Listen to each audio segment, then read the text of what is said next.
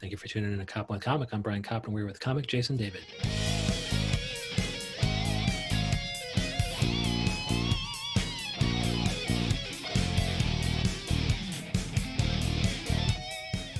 Jason David, how the hell are you?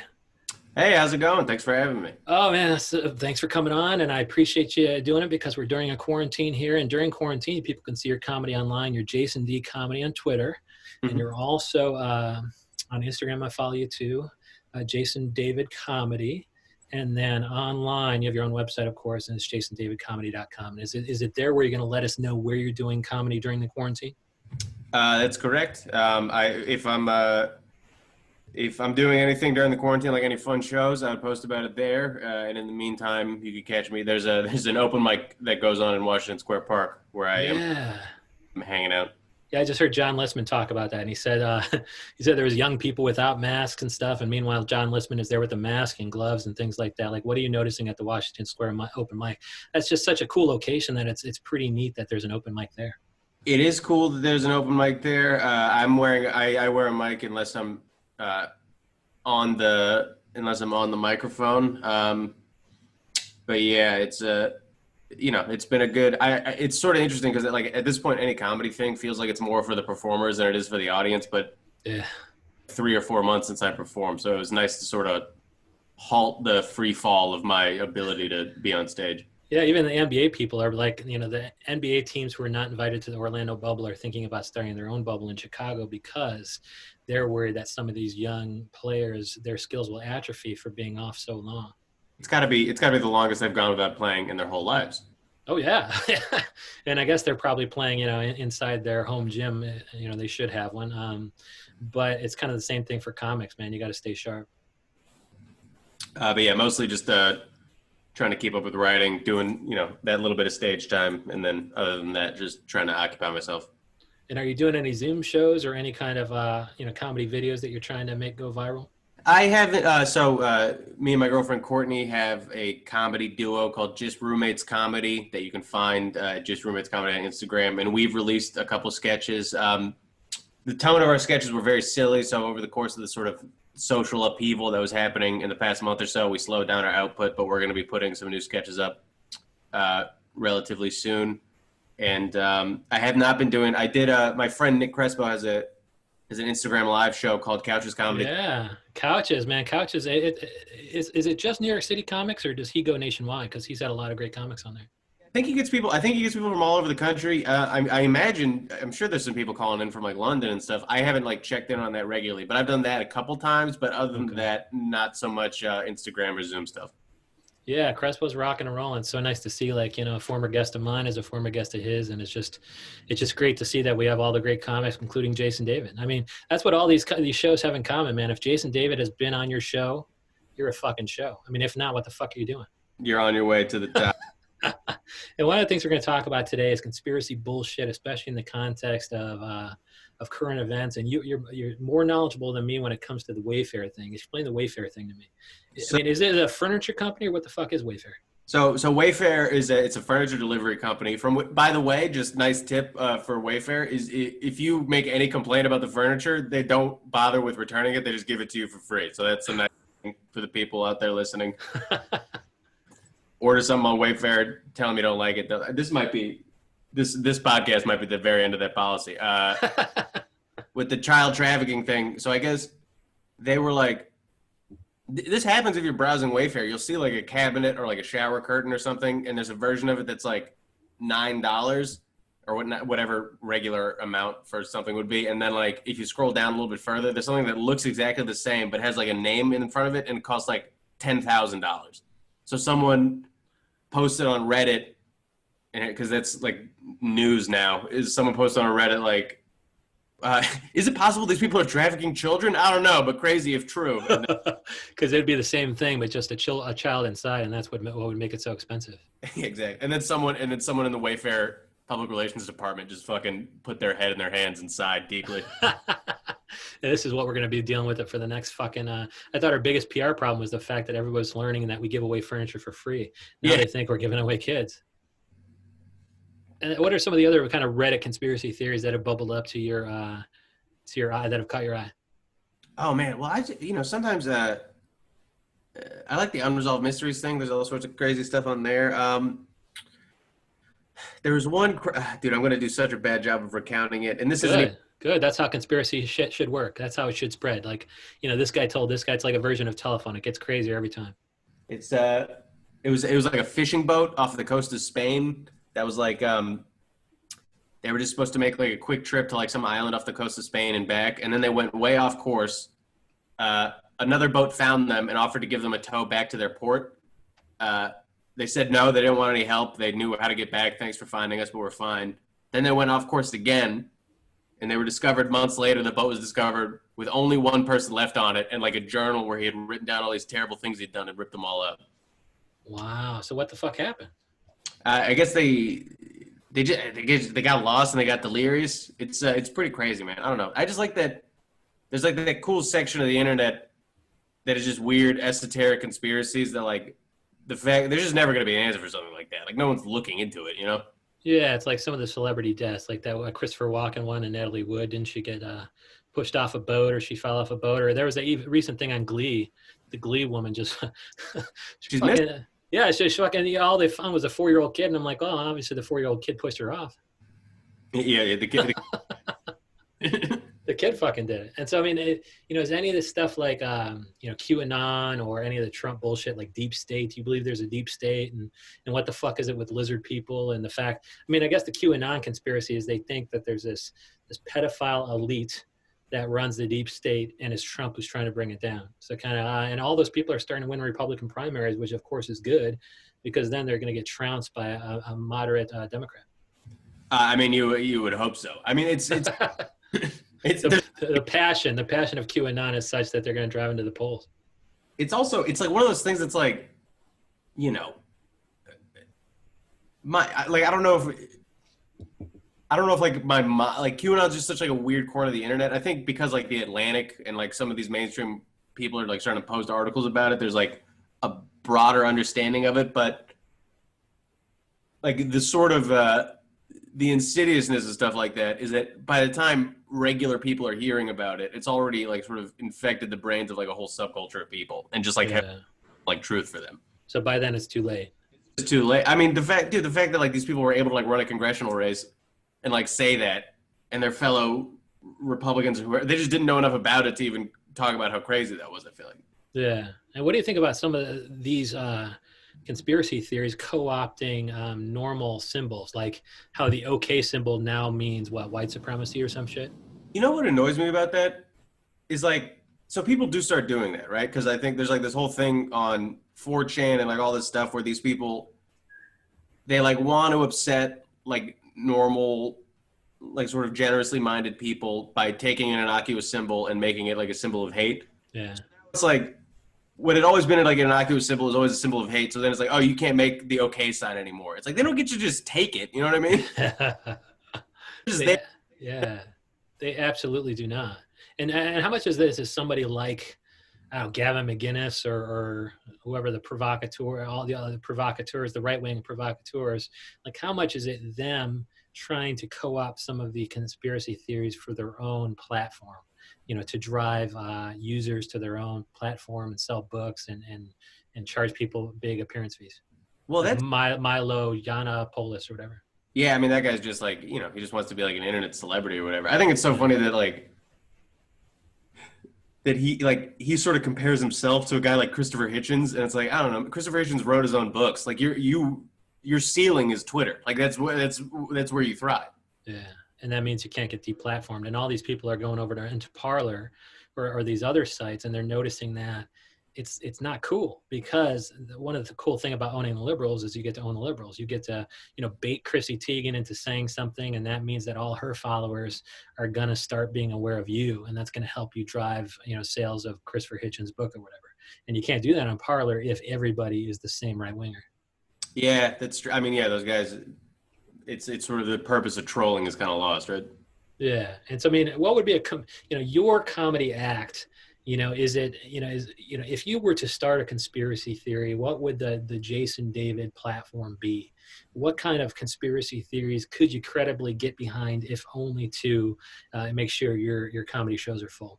Just to like drive people to my shows. Yeah. What could you co-opt comfortably and maybe give a, pay lip service to it? You gotta pick pick a business. So it's like, okay, so take like General Electric. My thing would be this random executive in General Electric is actually like a cornerstone of all this of all these like human trafficking and assassinations. And if you come to my show, I'll be able to like put the web together for you, but I can only do it in live because they're just going to debunk it with their fake facts. Yeah, I love that. It's like, yeah, if I do, it's so controversial that even disclosing these things in an online format would get me into trouble with the deep state or some shit. So you have to come to my show.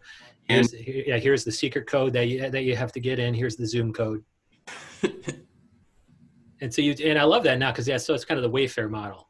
You would take General Electric and you'd make some allegations and make sure they stick. Dude, the best thing I saw about the Wayfair thing was just someone, I think it was Snopes, that was like, why would Wayfair have a situation where someone could accidentally buy a child from them? Like someone could just expensive cabinet and be like, why is a little boy in this? What do you want me to do with this? Well, nobody's gonna, and I guess that's it. Maybe because it's $10,000. Like if they had made it like, $50 or $100, somebody could accidentally buy that, thinking, all right, well, shower curtain could cost $100 if there's gold shower rings or whatever. But nobody's going to accidentally buy the $10,000 one. And then there should be a pop-up message at that point. Are you sure you want the $10,000 model, which has a lot of good things inside or something?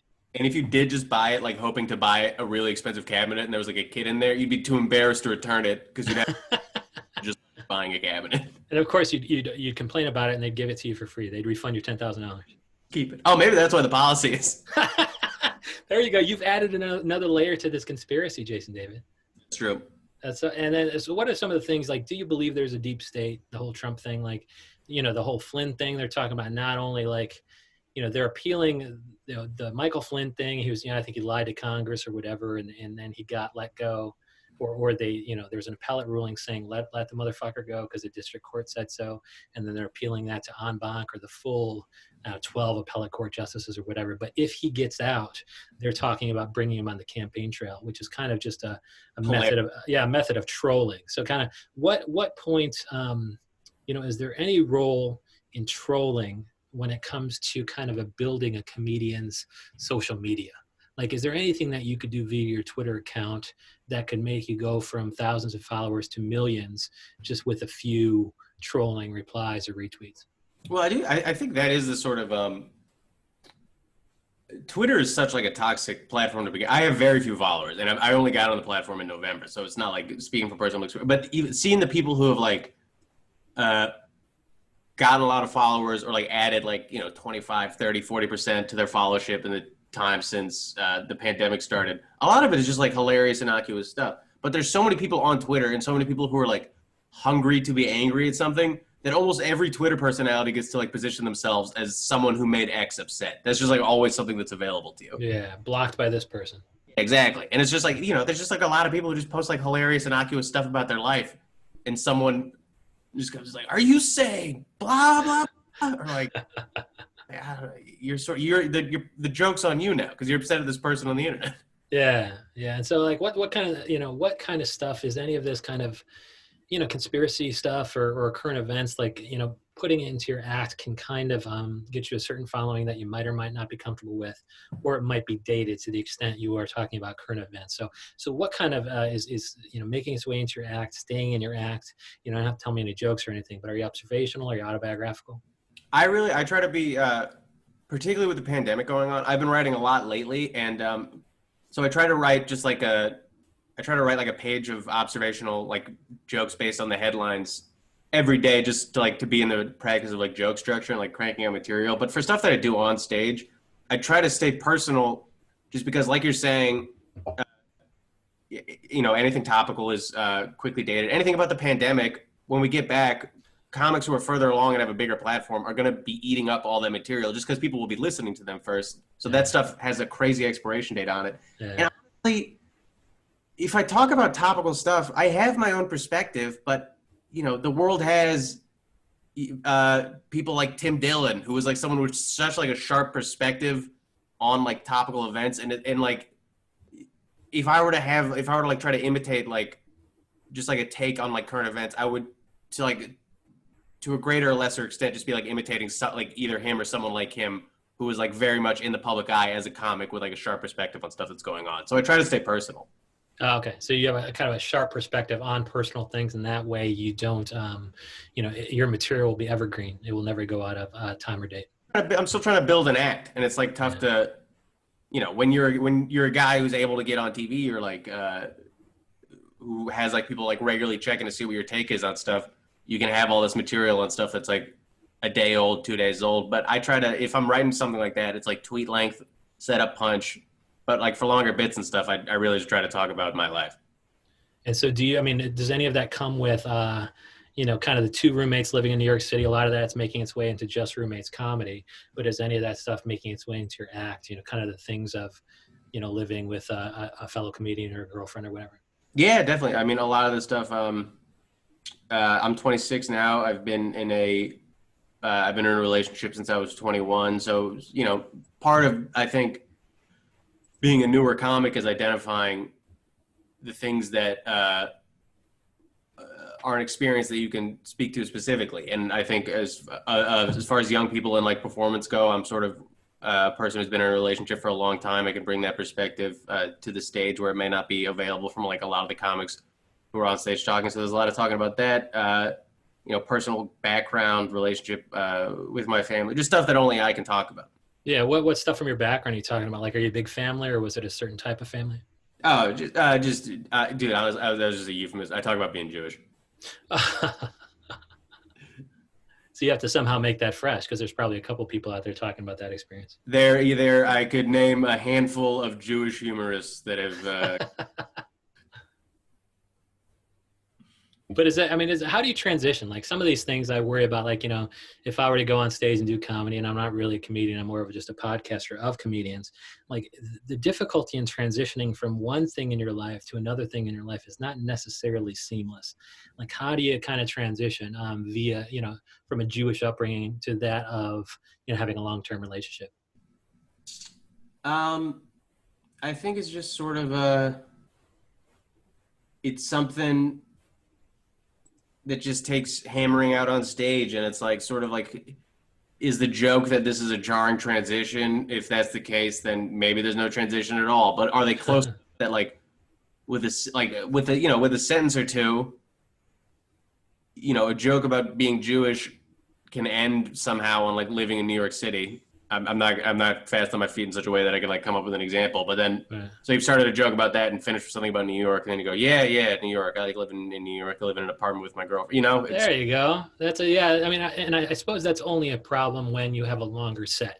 Like, you can work on these chunks discreetly at open mics. Like at certain mic, you might do your Jewish stuff, and a different mic, you might do your relationship stuff. And it's only when you have a 10-minute stuff do you need to make that transition. And it sounds like in your case, it's pretty seamless. Well, it depends, because I think that's a good point that you're making, because I'm so used to like when you start your at open mics and there's like there's no social decorum or like any emphasis on performance at an open mic. So it's just like the awkwardness and learning to live within the awkwardness can be the point. But you do sometimes when you start to get like longer sets and stuff, if you're doing a 10 or 12 or 15-minute set even, if you can, when you get to being like 8 minutes into a set, you can be like, I can be like, oh, I forgot to talk about this thing about being Jewish. But I finished that chunk like 4 minutes ago, and desperate as it is, if I drop it in now. So do I let that go? Do I just like brave through it? Do I mention it? And I think that's part of developing chops, because I'm still, I was just, when the pandemic started, I was just starting to even with a little more regularity be doing like bar shows and stuff, and like the occasional guest spot at a club or something. Right. It's you're a victim of your own success. You had to learn, kind of transitions on the fly. Exactly. It sounds like you had just perfect transitions. And that's something you can plan ahead of time. But, once you have it, then you have to, I guess the next step would be, it's like, okay, well, how to then take these 10-minute things and put them into something that can approximate a 60-minute special. And then again, that's just going to be kind of transitions, but also it's going to be, keeping and discarding things that don't give people the takeaway of who Jason David is. Like, at some point, you're going to have to edit certain shit out, even if it's funny, just because it doesn't fit the rest of the narrative. Yeah, I think that's definitely true. Well, it's like when you're writing something, they always tell you to kill your darlings, and it's like particularly during a short comedy set when you're starting out, you're obviously just trying to make everyone laugh, but to speak cynically, you're also trying to bottle yourself in a way that the audience understands, and part of that comes with like you're selling a certain package to an audience that is comprehensible within 10 minutes. So, Yeah. if you're talking about like, if you're talking about like, like cutie pie relationship stuff, and then you just drop in something about QAnon sex trafficking, people go, guy that I'm listening to. Yeah. Well, I totally appreciate you saving the fucking conspiracy thing for this podcast. But all the funny stuff, just, I mean, the additional funny stuff that's more personal to you, like, your girlfriend being TikTok famous. I mean, these are things I follow on Twitter at Jason D Comedy, but also I follow you on Instagram at two places, Jason David Comedy, but also this Just Roommates Comedy. So I can't wait to see more kind of quarantine comedy from you and your girlfriend. I appreciate that. Cool. Thank you so much, Jason David. Hey, thank you so much for having me. I really appreciate it.